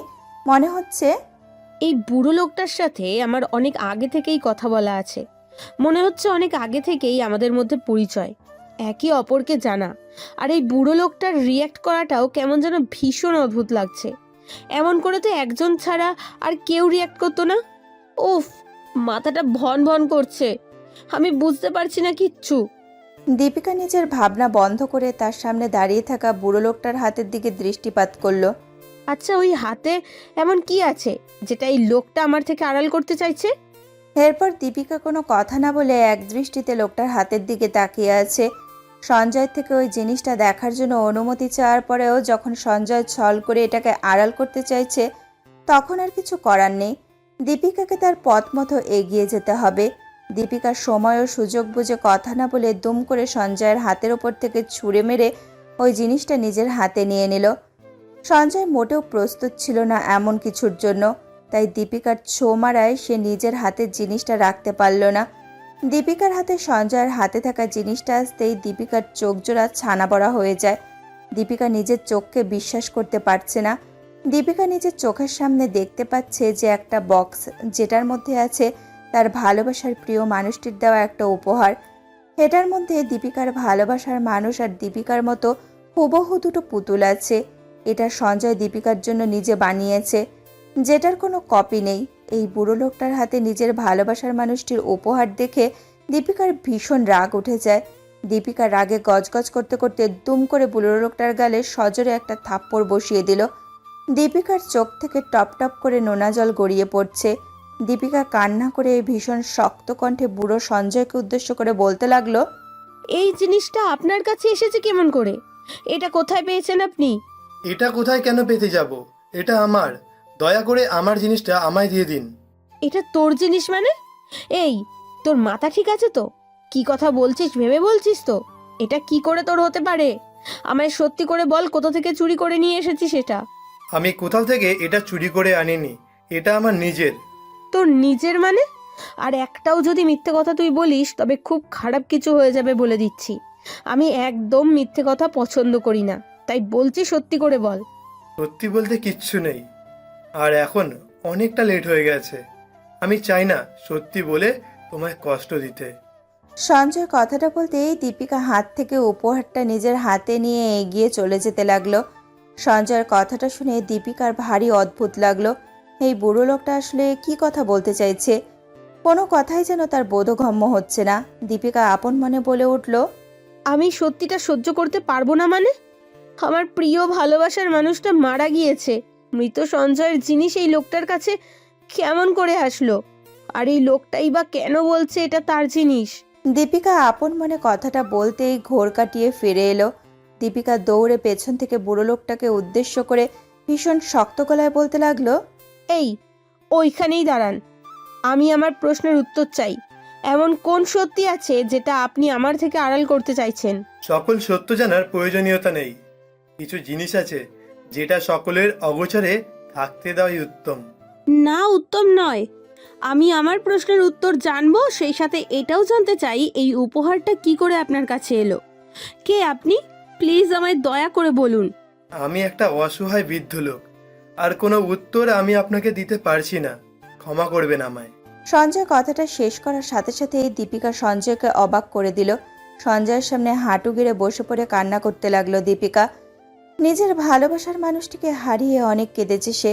আজ নিজের চোখের সামনে দাঁড়িয়ে বৃদ্ধর বেশে লোকটার সাথে তার হারিয়ে যাওয়া ভালোবাসার প্রিয় মানুষটির মিল খুঁজে পেয়েছে দীপিকা। হাজারবার অনুরোধ করার পরও যখন এই লোকটা নিজের রহস্য উন্মোচন করলো না, তখন আর দীপিকা হাতে কিছুই করার থাকলো না। দীপিকা হাঁটু কেটে বসে কান্না করছে। দীপিকার চোখের জল দেখে সঞ্জয় ঠায় দাঁড়িয়ে পড়ল। কেন যেন দীপিকার চোখের জল সঞ্জয়ের সহ্য হলো না। সঞ্জয়ের বুকটা কেঁপে উঠল দীপিকার চোখের জল দেখে। সঞ্জয় দীপিকার দিকে এগিয়ে এসে দীপিকাকে উদ্দেশ্য করে বলতে লাগলো, আপনি এমন করে কাঁদছেন কেন? প্লিজ কান্না করবেন না। আপনার চোখের জল দেখলে আমি নিজেকে সামলাতে পারি না। প্লিজ। তবে বলে দিন না সব সত্যি। আপনি কে? আর এসব কি? আমার থেকে কেন সবটা লুকিয়ে যাচ্ছেন? আমার সত্যিটা জানার পরে হয়তো আপনার ভাবনা বদলে যাবে, আপনি কষ্ট পাবেন, তাই আমি এটাকে আড়াল করছি। আমায় নিয়ে আপনি ভাববেন না, আপনি শুধু সত্যিটা বলুন। আমি আপনার থেকে সত্যিটা জানতে চাই শুধু। ঠিক আছে, তবে দেখো সত্যি সঞ্জয় কথাটা বলতেই নিজের মুখের ওপরে থাকা চাদরটা খুলে ফেলে দিল। সঞ্জয়ের মুখটা এখন দীপিকার চোখের সামনে স্পষ্ট। দীপিকা সঞ্জয়ের দিকে তাকিয়ে থ হয়ে গেছে। এটা কি দেখছে সে? দীপিকা কৌতূহলী কণ্ঠে সঞ্জয়কে উদ্দেশ্য করে বলতে লাগলো, সঞ্জয়, তুমি কি আমার সঞ্জয়, আমার ভালোবাসা, আমার প্রিয়জন? ছিলাম, তবে এখন আর নেই। ওই দিনটার পর থেকে সব কিছু বদলে গেছে। তোমাদের সকলের কাছে আমি একজন মৃত মানুষ। সঞ্জয়, তুমি মৃত মানুষ? কে বলেছে? আমার হৃদয়ের প্রতিটা কোষে তুমি বেঁচে আছো। তোমার জন্য আমি কত কান্না করেছি জানো তুমি? পাগল হয়ে গিয়েছিলাম আমি। জানি, আমি আড়াল থেকে সবটা দেখেছি, তবে তোমার সামনে আসতে পারিনি। কেন সঞ্জয়, কেন? তোমার দীপু তোমার চোখের সামনে কান্না করছে, একটু একটু করে তিলে তিলে শেষ হয়ে যাচ্ছে। এটা তুমি কেমন করে সহ্য করছো? সহ্য না করে আর কি উপায় ছিল বলো? আমার এই কুৎসিত মুখটা দেখলে তুমি ঘৃণা করতে। ওই দিন আমার মৃত্যু হয়নি, তবে তখনই হতো যখন তুমি আমায় দেখে ঘৃণা করতে। আমি তোমার কাছে ঘৃণার পাত্র হতে চাইনি। এটা তুমি ভাবলে কেমন করে? তোমার রূপ দেখলে আমি তোমায় ঘৃণা করব? সঞ্জয়, আমি তোমায় ভালোবাসি। তোমার রূপ দেখে আমি তোমার প্রেমে পড়িনি। তখনকার পরিস্থিতি এমনটা ছিল না দীপু, এখন যেমনটা আছে। সঞ্জয়, তোমার এই অবস্থা কেমন করে হলো? আমায় প্লিজ বলো, কারা তোমার সাথে এমনটা করেছে? দীপিকার কথার বিপরীতে সঞ্জয় আর সবটা চেপে থাকতে পারল না। আজ সঞ্জয় মন খুলে সব সত্যিটা দীপিকাকে বলতে চাইছে। নিজের মনের উপর থেকে একটা পাথর নামিয়ে ফেলতে চাইছে সঞ্জয়, যে পাথরটা এতদিন সঞ্জয়কে একটুও শান্তিতে থাকতে দিচ্ছিল না। সঞ্জয় বলতে শুরু করলো, আমি ছিলাম এই শহরের টপ 10 জন সফল বিজনেসম্যানদের মধ্যে 1 নাম্বার। সেই সুবাদে আমার শত্রুর অভাব ছিল না। এক কথায় আমার পায়ে পায়ে শত্রু ছিল। তার মধ্যে রাজীব, রাজ, অর্ক, সৌরভ সহ আরো বেশ কিছু লোক ছিল, যারা সরাসরি আমাকে হিংসা করত। আমি ওদের কোনো ক্ষতি না করলেও ওরা সব সময় আমার ক্ষতি করার চেষ্টা করত। একদিন বিজনেস মিটিংয়ের নাম করে আমাকে একান্তে আমন্ত্রণ করা হয়। সেই দিন আমি বুঝতে পারিনি যে আমার বিরুদ্ধে কোনো গভীর জাল পাতা হচ্ছে, আর আমিও বিশ্বাস করে ওই জালে পা দিয়ে ফেলি। আমি রাজীবের আমন্ত্রণে সাড়া দিয়ে চলে যাই রাজীবের সাথে দেখা করতে। রাজীবের সাথে দেখা করতে চলে যাই মুম্বাইয়ে একটা বড় হোটেলে। হোটেলে আসতেই আমার কাছে সব কিছু কেমন যেন খটকা লাগে। তবে ততক্ষণে অনেকটা দেরি হয়ে গেছিল। আমাকে পিছন থেকে হামলা করা হয়। ওরা অনেকজন ছিল, আমি ওদের সাথে একা পেরে উঠিনি। সবাই আমাকে মেরে অজ্ঞান করে দিয়ে চলে আসে গোপন কক্ষে। ওরা আমার বিজনেস ছাড়াও আমাকে অন্য একটা জিনিস নিয়েও হিংসা করত, তা হলো আমার বডি। ওরা সেই দিন আমার থেকে শুধু আমার বিজনেস না, আমার শরীরের সৌন্দর্যকেও ওরা নষ্ট করে দেয়। মানে কি বলছো তুমি এসব? তোমার সাথে এত কিছু হয়ে গেল আর আমি কিচ্ছু জানি না? কিন্তু কিভাবে কেড়ে নিল? ওরা আমাকে এমন একটা ইঞ্জেকশন দেয় যেটার কারণে আমি নিজের যৌবন হারিয়ে ফেলি। আচমকা আমি বৃদ্ধ হয়ে যাই, আর ওরা নকল একটা লোককে আমার নাম করে মেরে ফেলে দিয়ে সকলের কাছে আমাকে মৃত বলে ঘোষণা করে দেয়। সঞ্জয়ের মুখ থেকে সব কথা শোনার পর দীপিকা কান্না করতে লাগলো। সঞ্জয় দীপিকাকে সান্ত্বনা দিতেই দীপিকা সঞ্জয়কে উদ্দেশ্য করে বলল, ওরা তোমার সাথে এত বড় একটা অন্যায় করেছে, তুমি ওদের কিচ্ছু করবে না? সব কিছু নীরবে সহ্য করবে? আমি নীরবে সহ্য করিনি, আমি ওদের পাপের সাজা দিচ্ছি, মৃত্যু। তবে কি এখন শহরে যেই ধনী মানুষগুলো খুন হচ্ছে তাতে তোমারই হাত আছে? ওরাই কি সেই অপরাধী? ওরাই সেই অপরাধী, যাদের কারণে আমি আজ আমার ভালোবাসা থেকে দূরে, যাদের কারণে আজ আমি সকলের কাছে অবহেলার পাত্র, মৃত বলে ঘোষিত। আমি একটা জিনিস বুঝতে পারছি না, ওরা তোমায় ছেড়ে দিয়েছে কেন? ওরা চাইলেই তো তোমায় শেষ করে ফেলতে পারতো। শেষ করে ফেলতে পারতো, তবে ওরা আমায় এত সহজে মৃত্যু দিতে চায়নি। ওরা আমায় তিলে তিলে একটু একটু করে মারতে চেয়েছে, তাই তো আমার সাথে এমনটা করেছে। তুমি ওদের একটাকেও ছাড়বে না, কুকুরের মতন মারবে ওদের। ওদের পাপের সাজা তোমার এই হাত দিয়েই দিতে হবে সঞ্জয়। একদম তাই দিচ্ছি। আমার সাথে যেই অন্যায় হয়েছে তার ফল ওদেরকে ভোগ করতেই হবে। তাই করো তুমি। ওদের কোনো ক্ষমা নেই। আজ ওদের জন্য আমরা এতটা দিন কষ্টের মধ্যে ছিলাম, ওদের কোনো ক্ষমা নেই। দীপিকা কথাটা বলতে সঞ্জয়কে শক্ত করে জড়িয়ে ধরল। সঞ্জয় দীপিকাকে জড়িয়ে ধরে শান্তি নিতে লাগলো।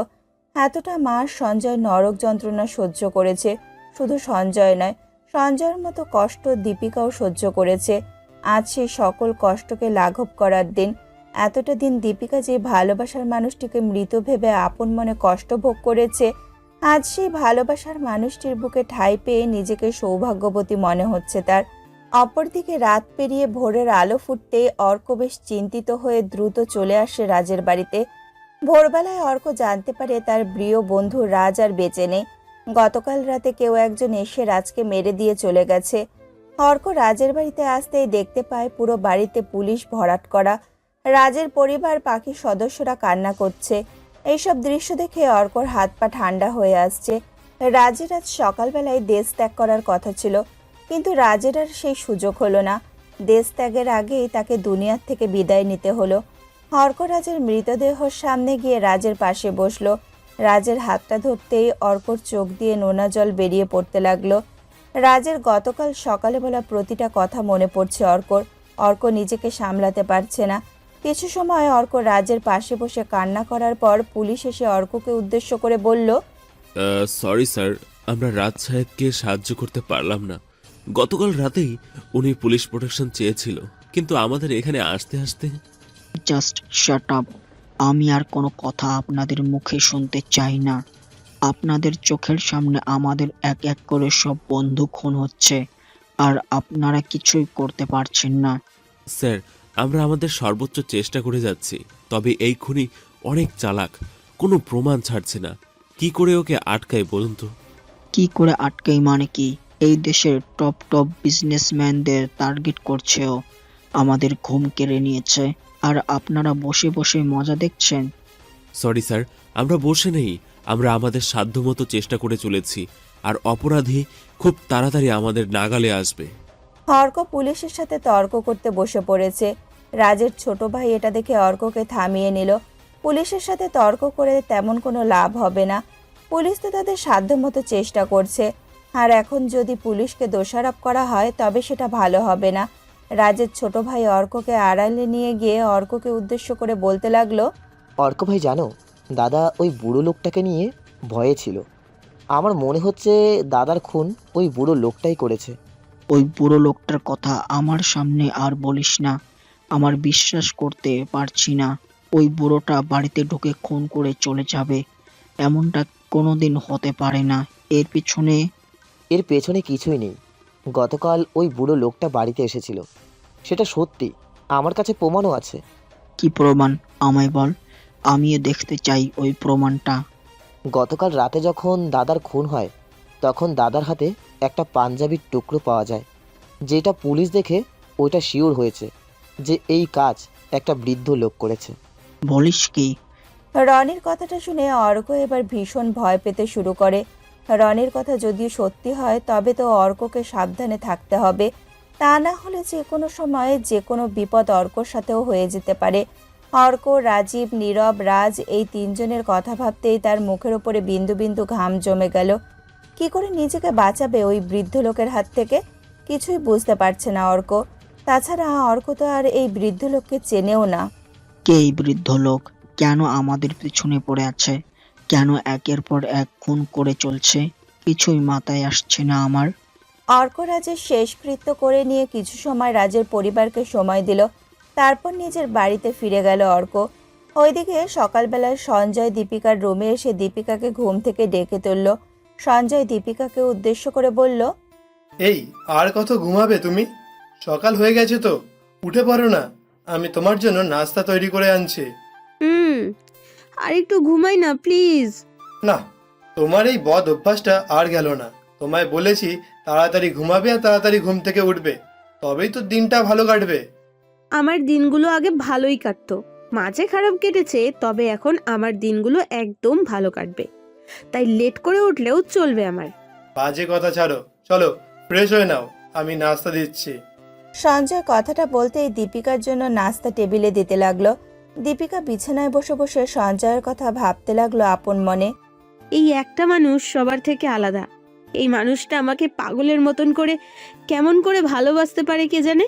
এতটা ভালোবাসা একটা মানুষের মধ্যে কি করে থাকতে পারে? দীপিকা বুঝতে পারে না সত্যি সঞ্জয় ঠিক আগের মতোই আছে, একটুও বদলে যায়নি। আগেও সঞ্জয় দীপিকার জন্য এমন করে খাবার রেডি করে দিত। দীপিকার কেয়ার করাটা যেন সঞ্জয়ের অন্যতম প্রধান কাজ। আজও ঠিক তাই হচ্ছে। সঞ্জয় ঠিক আগের মতো করেই দীপিকার কথা ভাবছে। এই বিষয়টা দীপিকার বরাবরের মতোই ভালো লাগছে। দীপিকা মনের খুশিতে বিছানা থেকে উঠে ফ্রেশ হয়ে নিল। ফ্রেশ হয়ে এসে দীপিকা নাস্তার টেবিলের সামনে এসে পেছন থেকে সঞ্জয়কে জড়িয়ে ধরল। দীপিকা সঞ্জয়কে জড়িয়ে ধরতেই সঞ্জয় হকচকিয়ে গিয়ে দীপিকার হাত নিজের শরীরের ওপর থেকে সরিয়ে দিল। সঞ্জয়ের এমন কাজ দেখে দীপিকা খানিকটা চমকে যায়। এর আগে তো কখনো সঞ্জয় এমন করে তাকে সরিয়ে দেয়নি, তবে আজ কেন এমন করে সরিয়ে দিচ্ছে?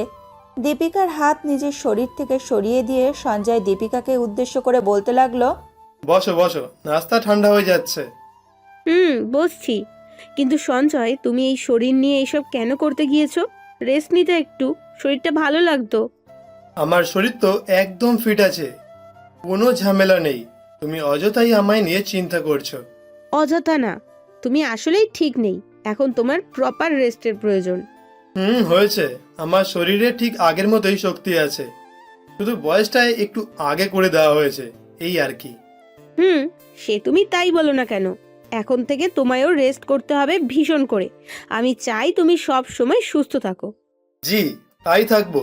এখন খাবার খেয়ে নাও, বেশি কথা বলো না। সঞ্জয়, কি হয়েছে? তুমি আমার সাথে এমন করলে কেন? আমি তোমায় জড়িয়ে ধরতেই তুমি আমায় ছাড়িয়ে দিলে। এমনি কিচ্ছু হয়নি। খাবারটা কেমন হয়েছে? ভালো লাগছে তো তোমার? ভালো হয়েছে, কিন্তু কেন যেন আমার মনে হচ্ছে তুমি আমার থেকে কিছু আড়াল করার চেষ্টা করছো। আমি তোমার থেকে আর কি আড়াল করার চেষ্টা করব? আমি কিছুই আড়াল করছি না, সব ঠিক আছে। আমার চোখে ফাঁকি দেওয়া কি এতটাই সহজ নাকি? আমি ঠিক তোমার আচরণ দেখেই বলতে পারি তোমার কি হয়েছে। দীপিকা কথাটা বলতেই একটা দীর্ঘশ্বাস ফেলল। ভালোবাসার প্রিয় মানুষগুলো যখন এমন করে এড়িয়ে যায় তখন কতটা কষ্ট লাগে সেটা সবাই বুঝতে পারে না। দীপিকা তো সঞ্জয়ের থেকে একটু ভালোবাসাই চেয়েছে। তাছাড়া সঞ্জয় তো আগে দীপিকাকে পাগলের মতো করে ভালোবাসতো, তবে এখন কেন এমনভাবে এড়িয়ে চলছে? দীপিকা কিছুই বুঝতে পারছে না। দীপিকা সঞ্জয় একসাথে খাবার শেষ করে নিল। খাবার শেষ হতেই সঞ্জয় দীপিকাকে উদ্দেশ্য করে বলল, তুমি খাবার খেয়ে রেস্ট করো, আমার একটু কাজ আছে, আমি একটু বাইরে যাব। আচ্ছা ঠিক আছে, কি কাজে যাচ্ছ? ওই একটা ছোট্ট কাজ। তুমি বাড়ি ফিরবে কখন? সঞ্জয়ের কথাটা শুনে দীপিকা খানিকটা অবাক হয়ে গেল। দীপিকা সঞ্জয়ের কাছে এসেছে সারা জীবন সঞ্জয়ের সাথে থাকতে, কিন্তু সঞ্জয় দীপিকাকে বাড়ি ফিরে যেতে বলছে কেন? সঞ্জয় কি তবে সত্যি বদলে গেছে? আগের মতো কি আর দীপিকার জায়গায় তার মনের মধ্যে ঠাঁই নেই? দীপিকা ভ্রু কুঁচকে সঞ্জয়কে উদ্দেশ্য করে বলল, তুমি কি বলতে চাইছো সঞ্জয়? আমি তোমার কথা কিচ্ছু বুঝতে পারছি না। না বোঝার কি আছে? আমি বললাম তুমি বাড়ি ফিরবে কখন। বাড়িও তো ফিরতে হবে তোমায়। এখানে কি সবসময় পড়ে থাকবে নাকি? কেন? আমি এখানে পড়ে থাকলে কি সমস্যা হবে? তাছাড়া আমি তো তোমার কাছেই থাকতে চাই সব সময়। সঞ্জয় কথাটা বলতেই হনহন করে চলে যায়। দীপিকা সঞ্জয়ের চলে যাওয়ার দিকে এক দৃষ্টিতে তাকিয়ে আছে। সঞ্জয় যদি তার ভালোই চাইতো তবে দীপিকাকে এমন করে চলে যেতে বলতো না। দীপিকা সঞ্জয়কে ছাড়া কোনোভাবেই ভালো থাকতে পারবে না। সঞ্জয়কে ছাড়া দীপিকা নিজের জীবনে কল্পনা করতে পারে না। সঞ্জয় নিজের এই কুৎসিত রূপের জন্য দীপিকাকে চলে যেতে বলেছে। সামনে দীপিকার পুরো জীবনটা পড়ে আছে। এই জীবনটা সঞ্জয়ের জন্য নষ্ট করার কোনো মানেই হয় না। সঞ্জয় নিজের ভালোবাসাকে নিজের করে রাখার জন্য স্বার্থপর হতে পারবে না। সঞ্জয় নিজের ডেরা থেকে বেরিয়ে যায়।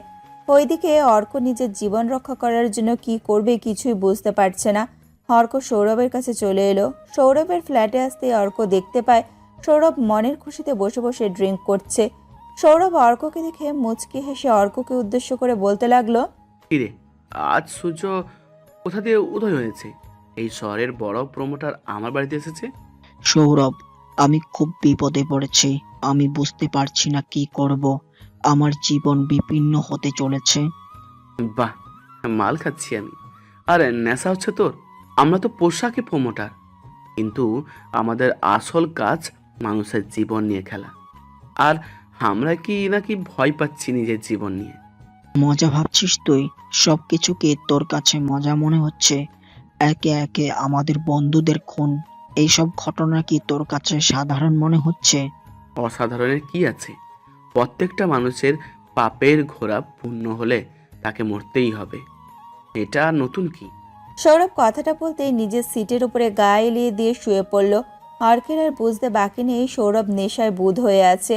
এখন থেকে যেটাই বলা হোক না কেন তার উত্তর ঠিকঠাক আসবে না। অর্ক সৌরভের এমন বেপরোয়া ভাব দেখে খানিকটা রেগে যায়।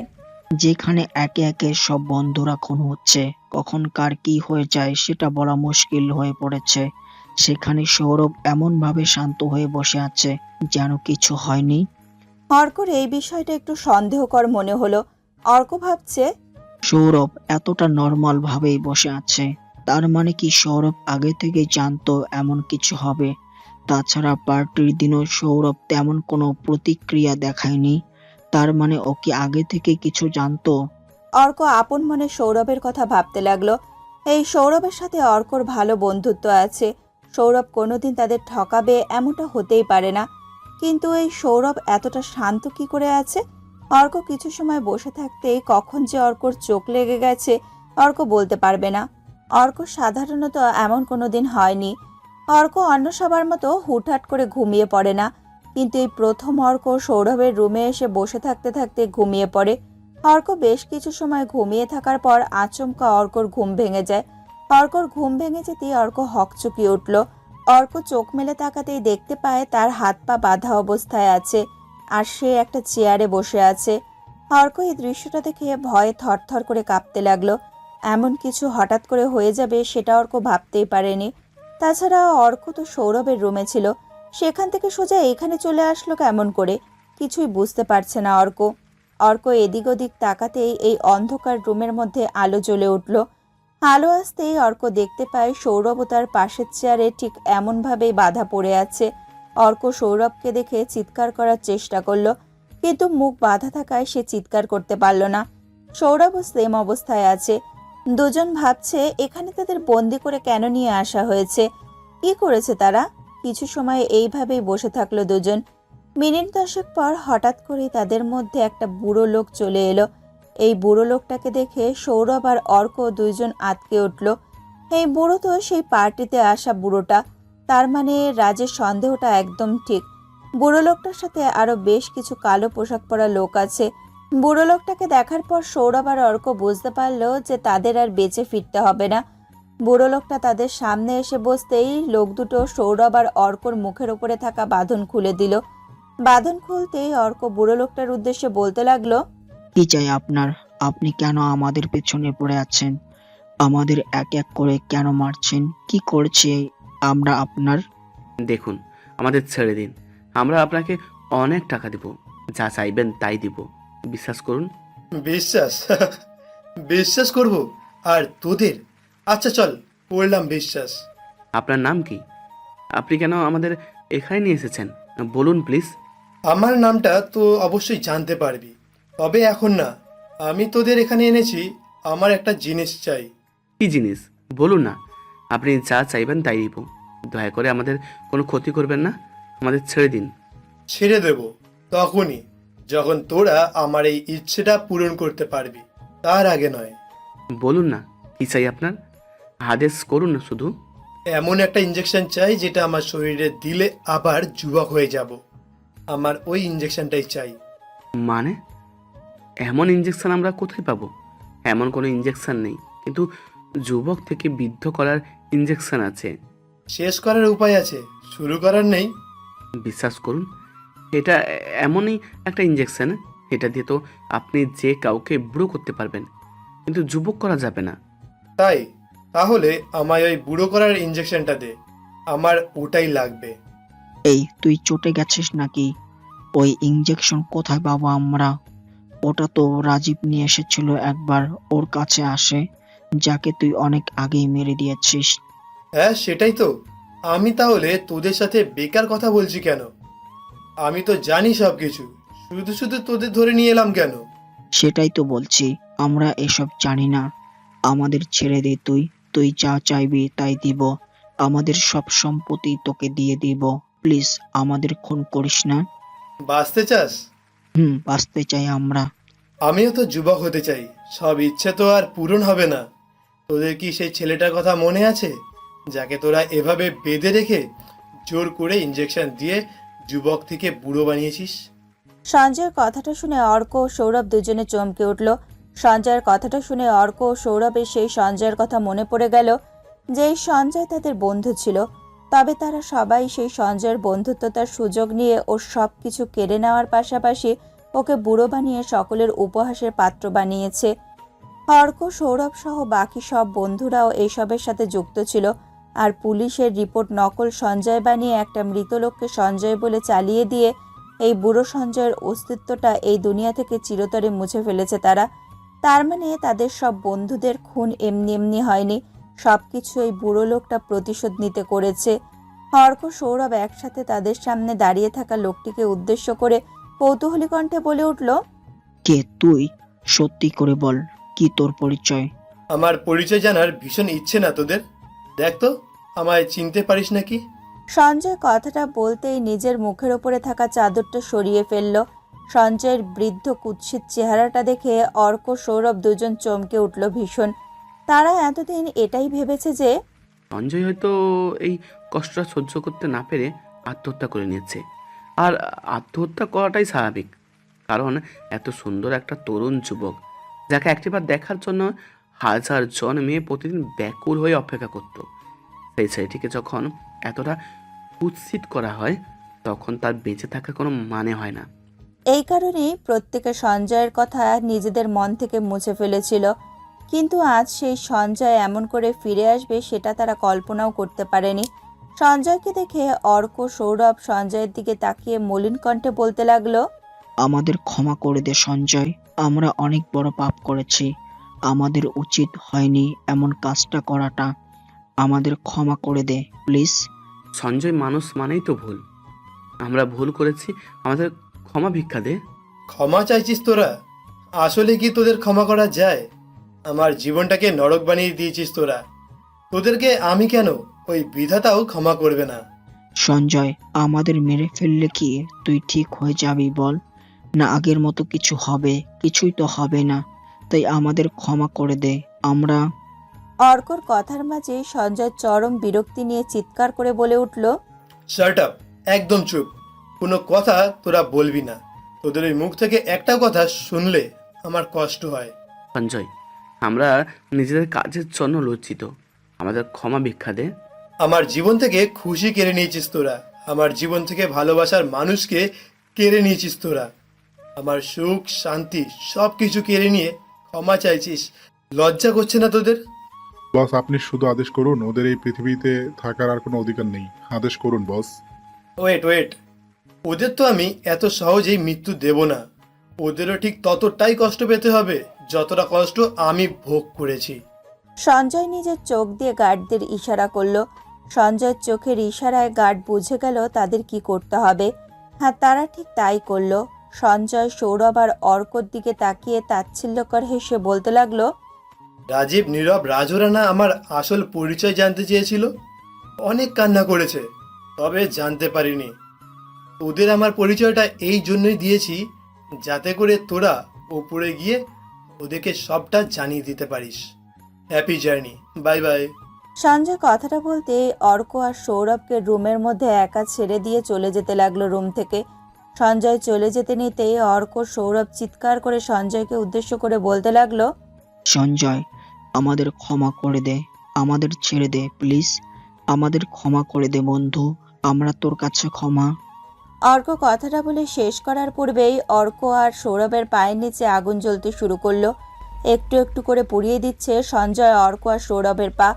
আগুনে পুড়িয়ে একটু একটু করে কষ্ট দিয়ে দিয়ে মারবে তাদের। সঞ্জয় চলে যেতে পুরো আগুন দাউ দাউ করে জ্বলতে শুরু করলো। আগুনের লেলিহান শিখার মাঝখান থেকে মৃদু চিৎকার শব্দ আসছে। সঞ্জয়ের কানে ভেসে আসছে এই বেঈমানদের আর্তনাদের চিৎকার। সঞ্জয় এই চিৎকার শুনে আপন মনে বেশ শান্তি অনুভব করছে। অনেক মাস পর সঞ্জয় আজ নিজেকে সত্যিকারের একজন মানুষ ভাবতে শুরু করেছে। সঞ্জয়ের সাথে করা সব অপরাধের সাজা সঞ্জয় তার নিজের হাতেই দিয়েছে। সঞ্জয় একটু দীর্ঘশ্বাস ফেলে সেইখান থেকে সোজা চলে আসে নিজের বাড়িতে। আজ থেকে সঞ্জয় নিজের বাড়িতে থাকবে।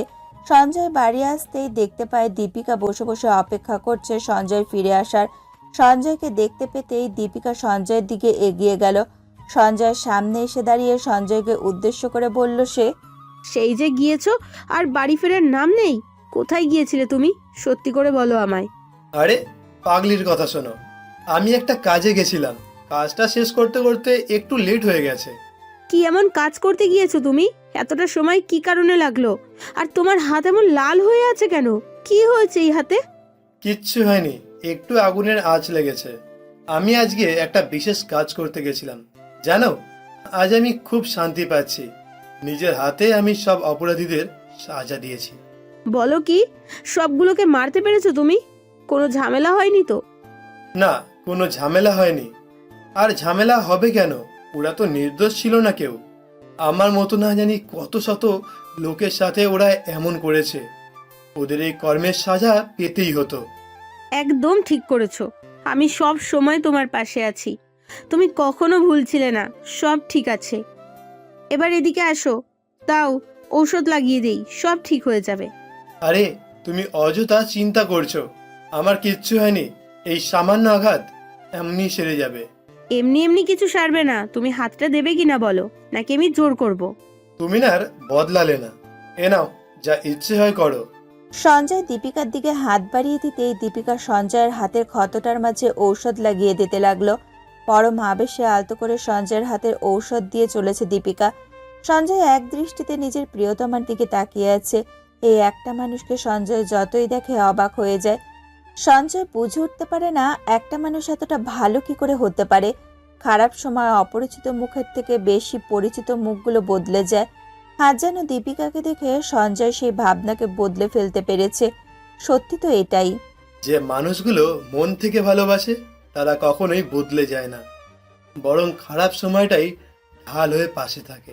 সঞ্জয় দীপিকার দিকে মুগ্ধ দৃষ্টিতে তাকিয়ে থেকে এইসব কথা ভাবছে। ঠিক এমন সময় দীপিকা সঞ্জয়ের হাতে ঔষধ লাগিয়ে দিয়ে সঞ্জয়ের দিকে তাকিয়ে প্রশ্নসূচক কণ্ঠে বলতে লাগলো, কি হয়েছে? এমন করে কি দেখছো? তোমাকে দেখছি। আমাকে দেখার কি আছে শুনি? আমি কি অন্য গ্রহের মানুষ নাকি? না, তুমি এই গ্রহের মানুষ না, তবে আমি কিন্তু অন্য গ্রহের মানুষ হয়ে গেছি এখন।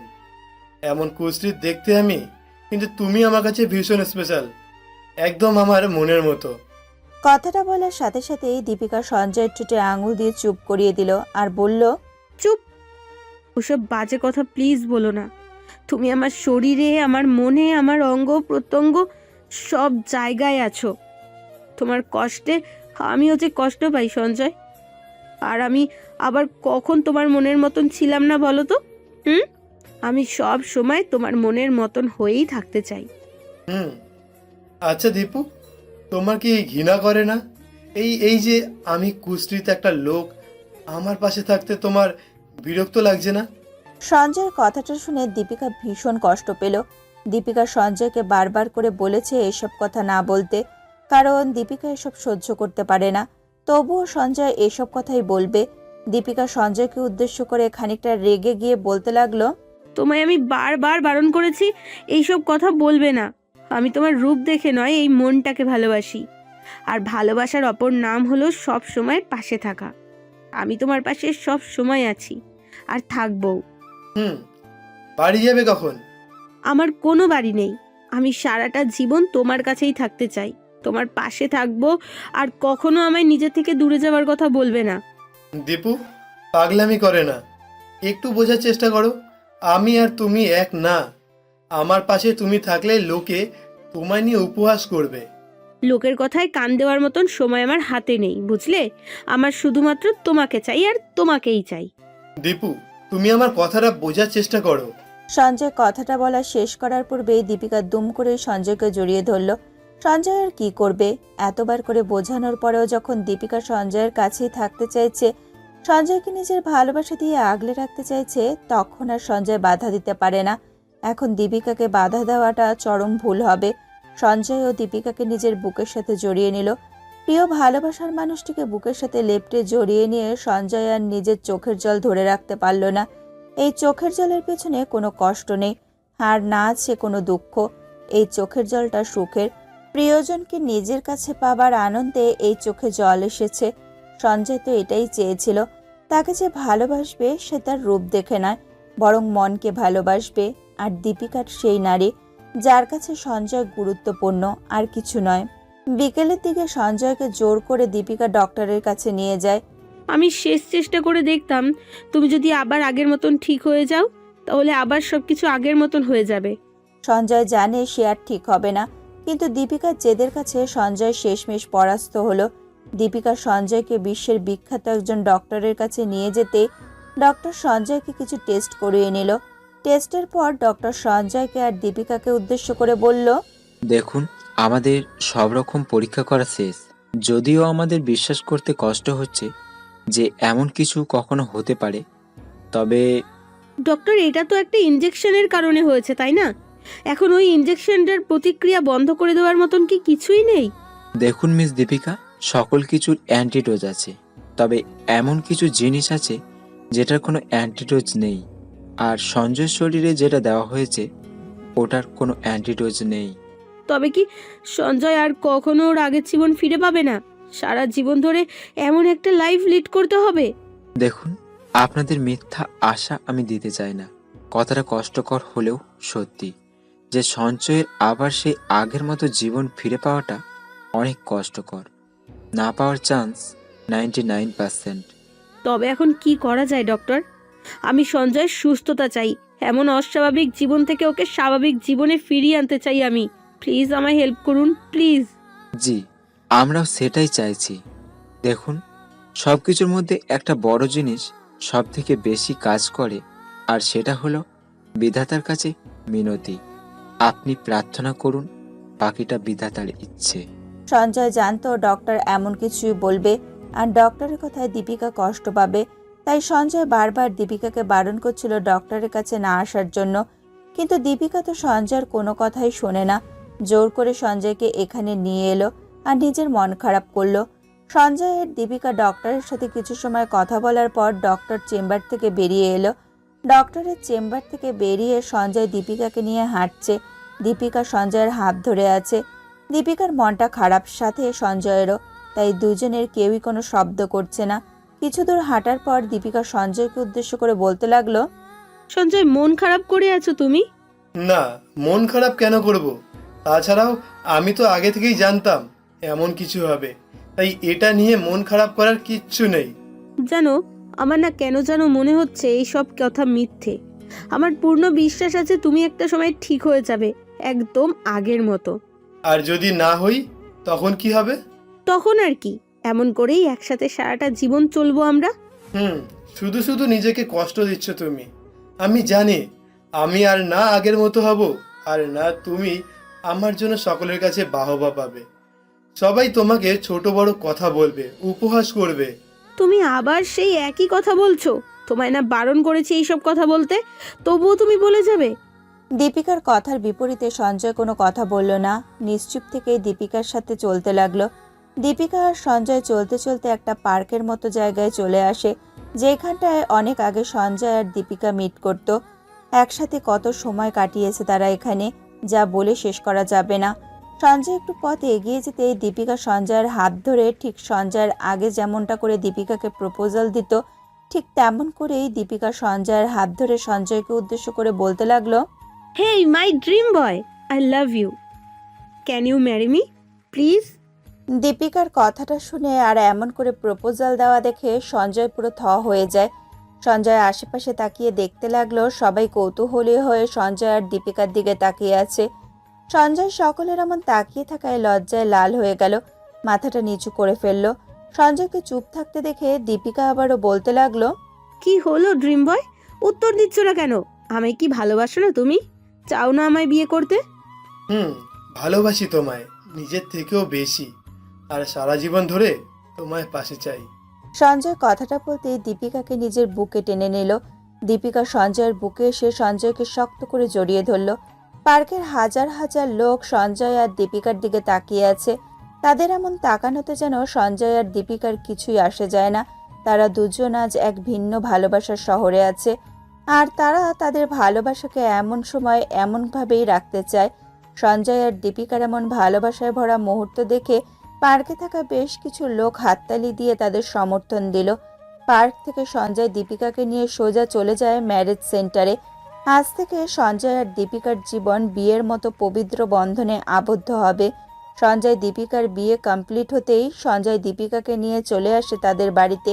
বাড়িতে এসে সঞ্জয় দীপিকাকে উদ্দেশ্য করে মলিন কণ্ঠে বলতে লাগলো, আমায় বিয়ে করেছো, পরে আফসোস করবে না তো?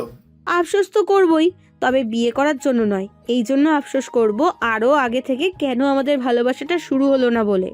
হাজার হাজার সুদর্শন পুরুষ রেখে এমন একটা কুৎসিত লোককে বিয়ে করলে, সত্যি আমার কাছে এটা ভীষণ অদ্ভুত লেগেছে।